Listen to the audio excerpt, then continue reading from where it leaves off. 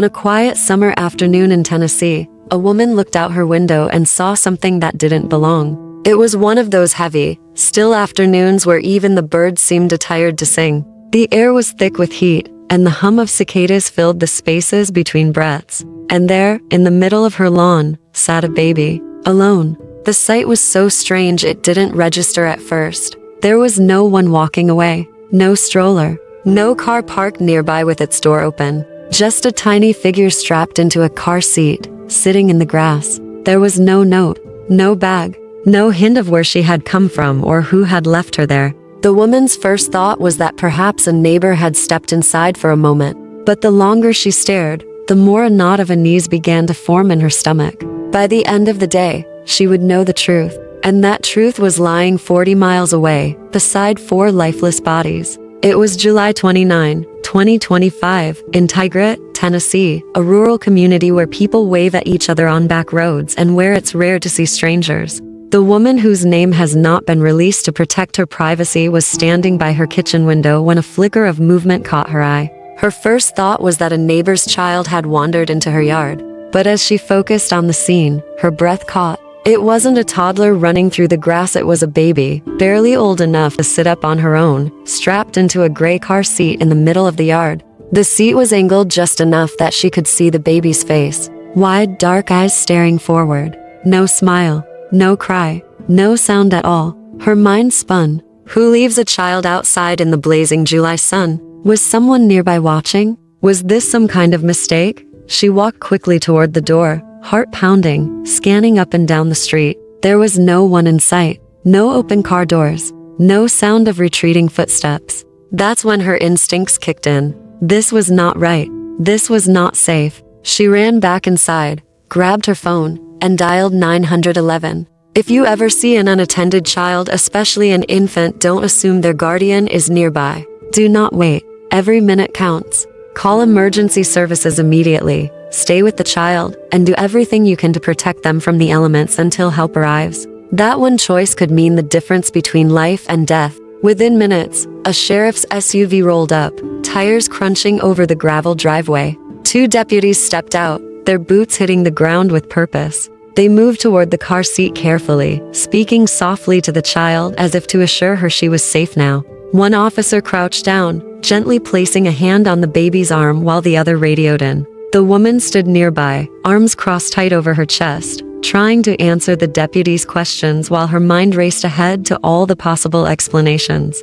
But nothing she imagined prepared her for what was to come. The baby was lifted gently from the seat, checked over by EMS, and carried to a waiting ambulance. She seemed unhurt, but quiet, too quiet. Even as the deputies secured the infant, another call was coming in, this time to Lake County Dispatch, about 40 miles away. A passerby spotted a car pulled to the side of a remote stretch of Carrington Road. At first, it looked abandoned, but as they got closer, they noticed movement. What they saw next was something investigators would later describe as a scene no one should ever have to witness. Inside and around the vehicle were the bodies of 4 people: James Wilson, 21, the baby's father; Adriana Williams, 20, her mother; Courtney Rose, 38, her grandmother; and Braden Williams, 15, her uncle. All 4 had lost their lives in a single violent act. Carrington Road in Tiptonville is a quiet stretch that locals pass without much thought, surrounded by open land and few houses. On that day, the normal stillness of the area was broken by the flashing lights of police vehicles lining the roadside. Yellow crime scene tape marked off the area, and deputies moved deliberately between the road and a nearby vehicle, speaking in low, focused voices as they worked. The peaceful rural backdrop stood in stark contrast to the urgency and seriousness of the investigation taking place. The Tennessee Bureau of Investigation, FBI, and U.S. Marshals quickly joined forces on the case. It was clear almost immediately that this was no random attack. Someone had deliberately targeted this family. The prime suspect was 28-year-old Austin Robert Drummond, a man who knew the victims personally. This was not a stranger who stumbled into their lives.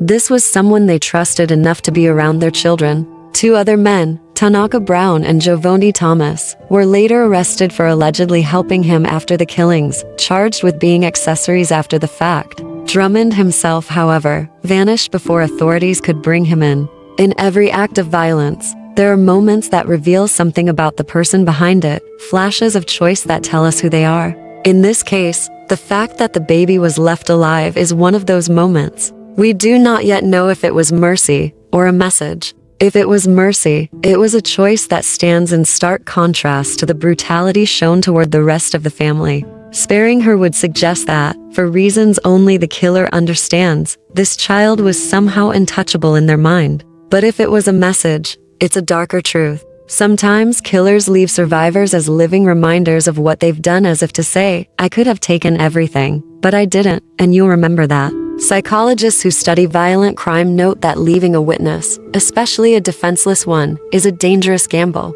It suggests either arrogance, a belief they will never be caught, or a deliberate attempt to manipulate how the crime will be perceived. The world may never know exactly what went through the suspect's mind in that moment. But one thing is certain, by sparing the baby, the killer showed that this was not a crime of random chaos. It was targeted, it was deliberate, and it was, in some way, controlled. And that raises the most haunting question of all. If they could choose to leave life in one pair of tiny hands, why couldn't they choose to leave life in the others? When violence takes a mother and father, the loss is not just to people, it's a lifetime of moments stolen. For a child, parents are more than providers. They are the protectors, the storytellers, the safe place to land when the world feels too big. Without them, the world changes overnight. Bedtime is quieter. The air in the house feels heavier. Birthdays pass without the voice that used to sing the loudest. Holidays come and go without the faces that made them special.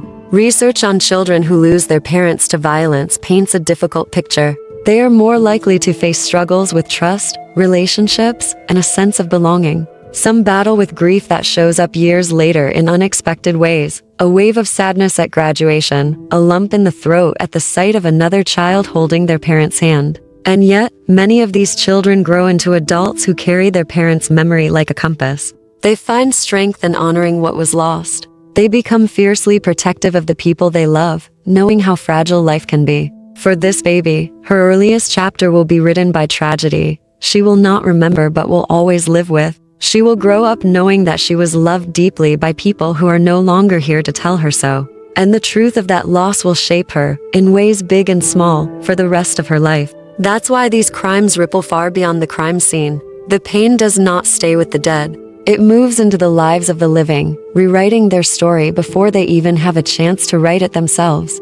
This story could have ended even worse. It could have been 5 victims instead of 4. And yet, the survival of this child does not erase the tragedy, it deepens it. Because now, she will grow up with questions that will never have satisfying answers. She will live with a shadow over her earliest days, a shadow cast by someone who once had the power to choose and chose to destroy. And here's the truth that should haunt us all. Violence rarely comes from strangers lurking in the dark. More often, it comes from someone who knows you, someone you've let into your life, someone you think you understand. That means the warning signs may be there, if only we are willing to see them. The woman who found this baby was her keeper that day. She did not turn away. She acted.